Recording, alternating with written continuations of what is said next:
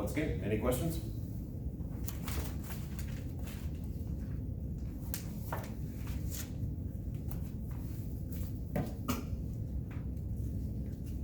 All right.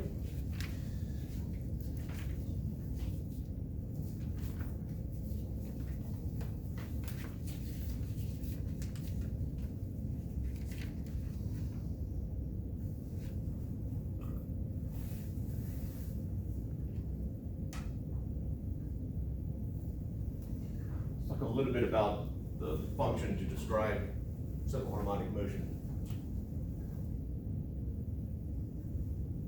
Sine wave or cosine wave, whichever one you like. And went through the derivation of why it's a sine or cosine. There's a longer version of it where we use E. Is the Euler's number? Is that what E stands for? Yeah. Okay. There's a longer version of it which uses Euler's number, but I don't think it gives much other than just the pleasure of doing math. So if that is my axis right there,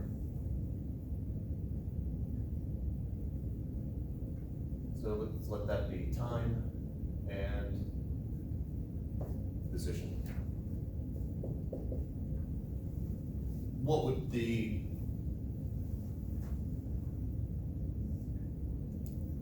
time axis, that is the period. Yeah, this is some amplitude A. What would the equation be?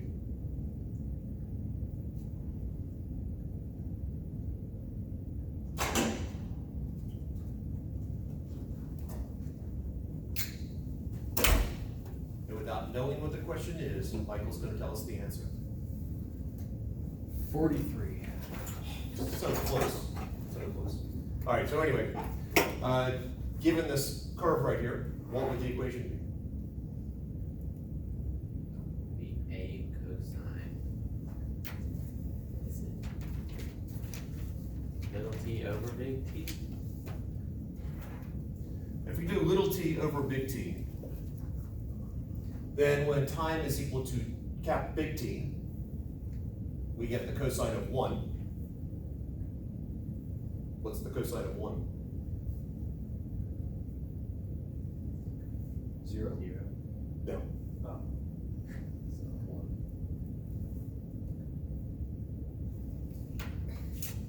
1. We recognize it's 1 radian.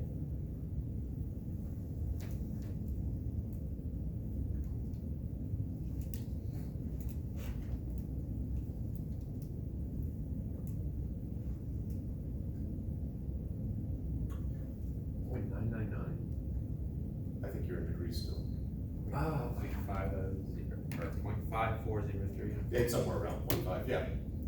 Okay, so little t over big T is not going to quite cut it because when we get to here, we're not back at our peak again. I guess pi is in there. Somewhere in there.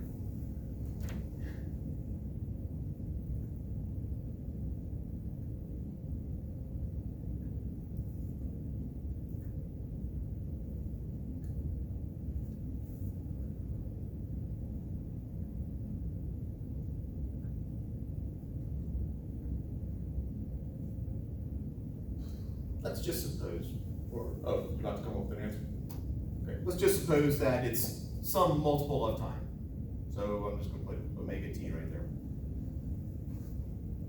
So I know that when omega t is equal to 2 pi, I'm back to where I started. Because this is just an angle here. And that happens when little t is equal to big T. So therefore omega is 2 pi over T. big T. So our generic equation becomes a cosine 2 pi over big T times little t.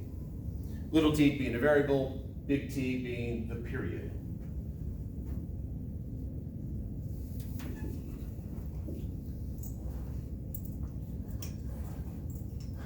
And a relationship there, omega, I chose that on purpose. This is the angular frequency. So it's literally Is little t supposed to be the time until it reaches that same point in the graph on the y-axis? Big T is the time at which it reaches the same point on the y-axis. Little t is just the variable time.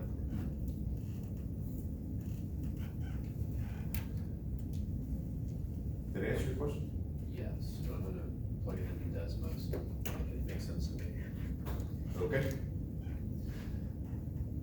Now, we talked about period. Period is the time it takes for the object for any repetitive motion, the time it takes to do one of oscillation. So period, in essence, is the time per oscillation. There's two L's.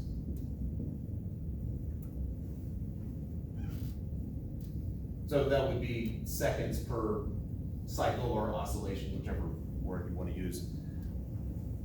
If we flip that upside down, we get the number of cycles per second.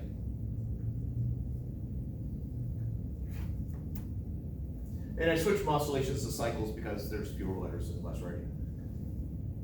So that's 1 over t. So if I'm talking about the number of cycles per second, the number of times it happens in a certain amount of time, what is that called? Hertz, right? Indeed, if it's per second, that would be indeed hertz, which is a unit of what? Nothing over a second. Okay, we can do.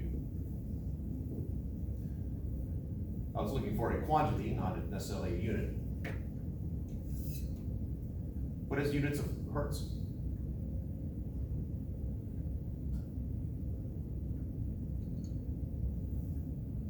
All of you know it. You're either blanking or shy. I'm not sure which right now.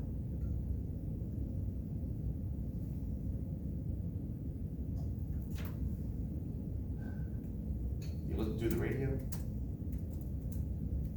Actually, it's a legitimate question at this point in life. Frequency. Do you listen to the radio? Not really. FM, AM, Different frequencies. frequency. This is frequency. So we got a couple important concepts here that we will use at times. First off, frequency is the inverse of the period and vice versa. So frequency is just how often something happens. In other words, the number of times it repeats itself within a unit of time. And also, going over here, since 1 over the period is equal to the frequency, the angular frequency is equal to 2 pi times the linear frequency, also known as translational frequency, also just typically just called frequency. So if a question asks for just frequency, just like if it just asks for momentum, you are looking at the linear stuff, not the angular stuff.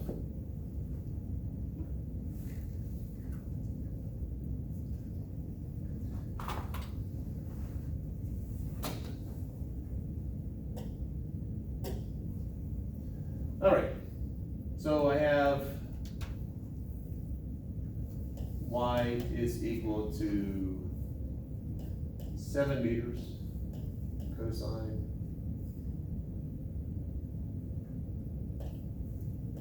for, let's redo that.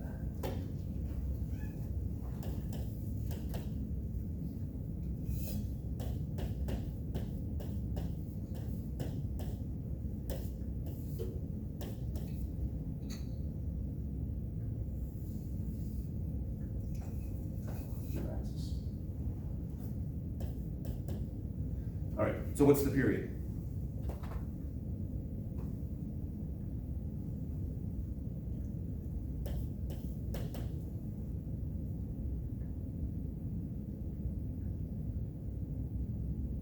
Doesn't seem to be defined. What do you mean? I mean, like over here, there's a specific point T, that's the period, but. I mean, in terms of the numbers of what I have here. Okay.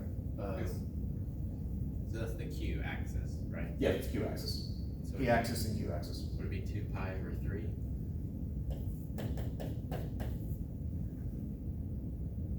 Would it? You asked the question, I'm just I throwing it think back. so. Okay, you're thinking so, all right.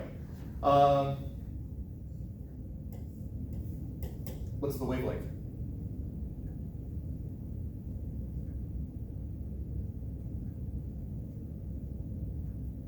It should be the same, right? 2 pi over 3? Well, that's a time, that Oh. is a distance, so that times whatever Q is.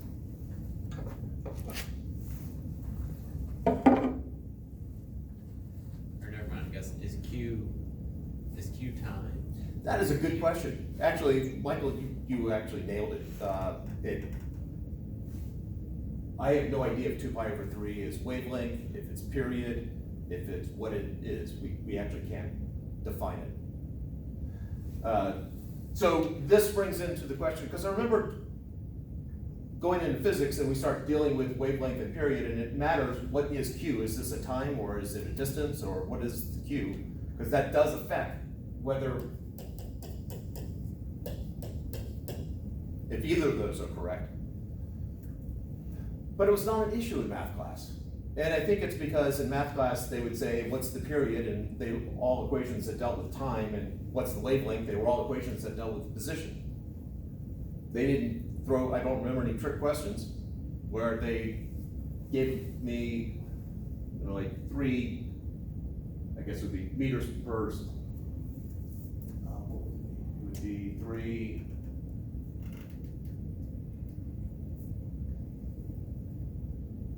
cycles per meter.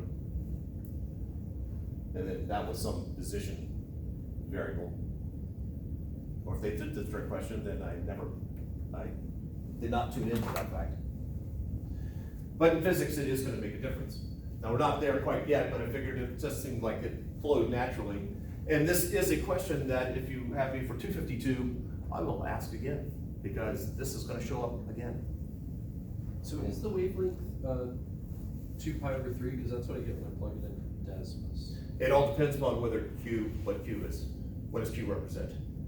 If Q represents a time, then we know what the period is, we don't know what the wavelength is. Oh, If Q okay, I represents see. position, we can figure out wavelength, but we can't do period. Right.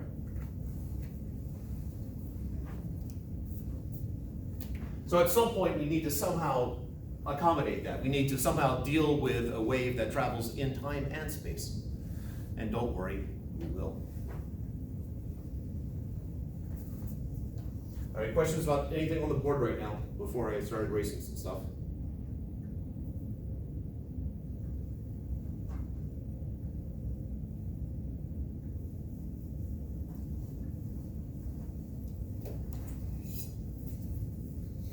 All right, so I'm going to keep the same graph here, except I'm going to shift that to there.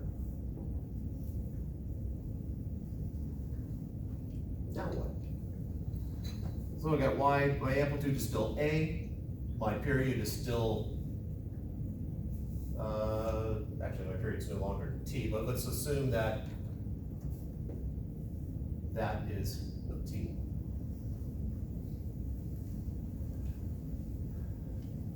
How do we account for that shift? Because when time is 0, we are not at a peak. Nor are we at 0, which would be convenient, then we use sine. Parentheses around the variable, adding some number that would displace it to there. You did cosine or sine? Cosine?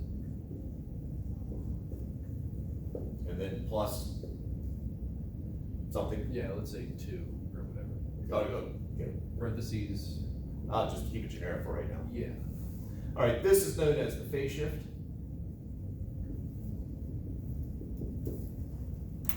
And although we deal with a lot of problems where phase shift is equal to 0 because we'll start at a peak or we'll start at the midpoint, reality is if you're doing a lab, odds are against you're actually starting at a peak or at a midpoint. You're gonna, at like a 0, you're gonna hit some other spot.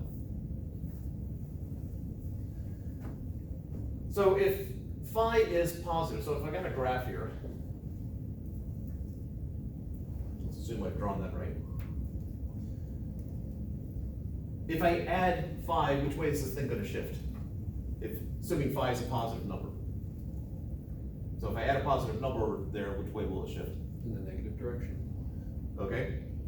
And if phi is negative? the opposite. So in this particular case, this thing, we had that graph right there, and it shifted off to the left, and so phi would indeed be a positive number. Or, I guess it's all cyclical. Most likely when writing it, it would be written as a positive number.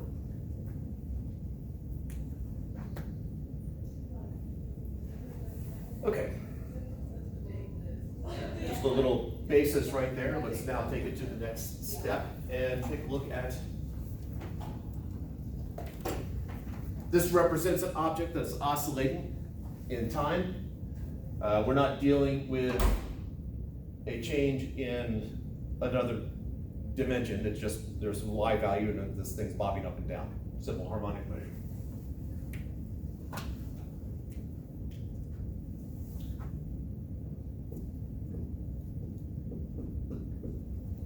What is the maximum speed?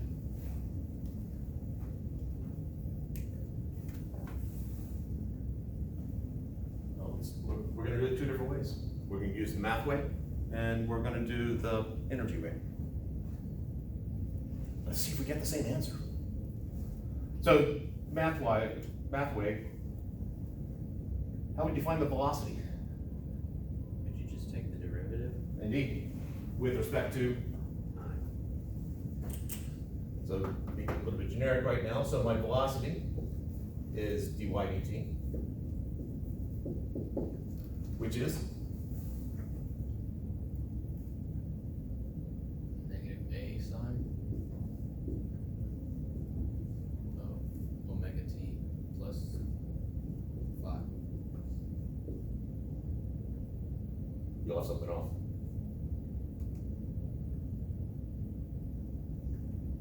Jable. Yeah. Is it just an omega? Yeah. Must be an omega there.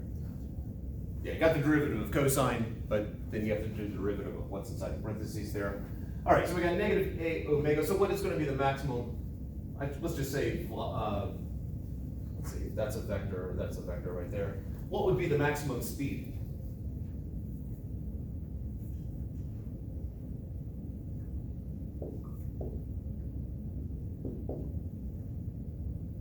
So whenever the absolute value of v is greatest, Say it again.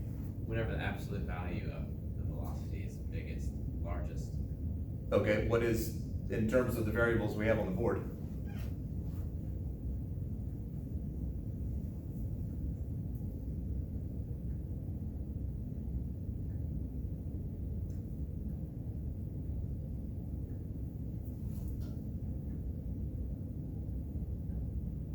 You said the absolute value of the largest value. Is that what you said? like when it's kind of, I guess. You want to say it again then? Maybe I missed it. No, I don't think what I was saying is All right, so if we look at the position equation, what's the maximum value of position? the peaks. Like, The maximum value of y.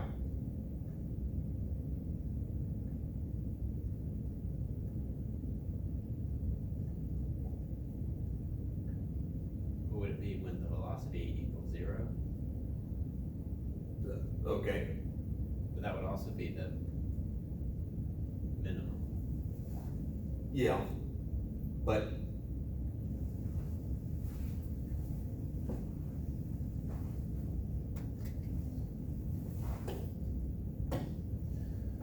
all right, so if y is equal to 3 meters cosine of 4 radians per second, t plus 2 radians. We have an equation here. What is the largest value that y can possibly be?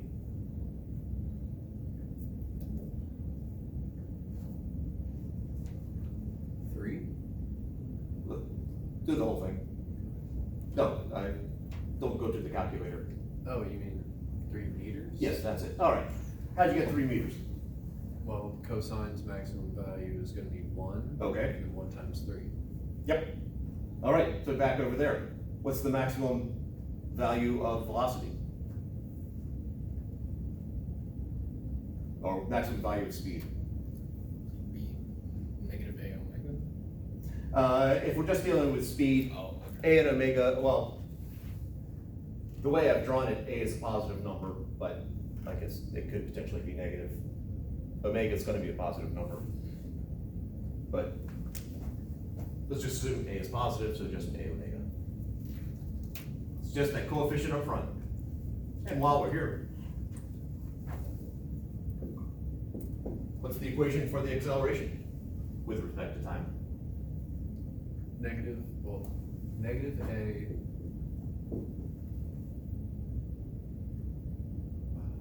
What's the weird W called? Omega. Omega squared cosine omega t plus 5. And what is my maximum acceleration?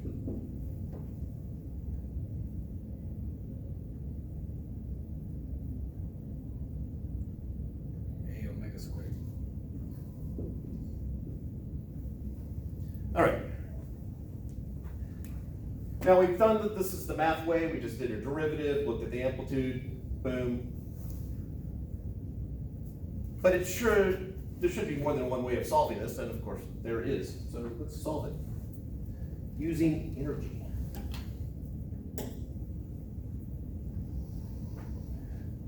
So if I have a spring here that has, with a mass on it, I have an equilibrium position here. And this is with no mass on it. As Roberto Duran said, no mass. And then we will pull it down and let go. Not in equilibrium.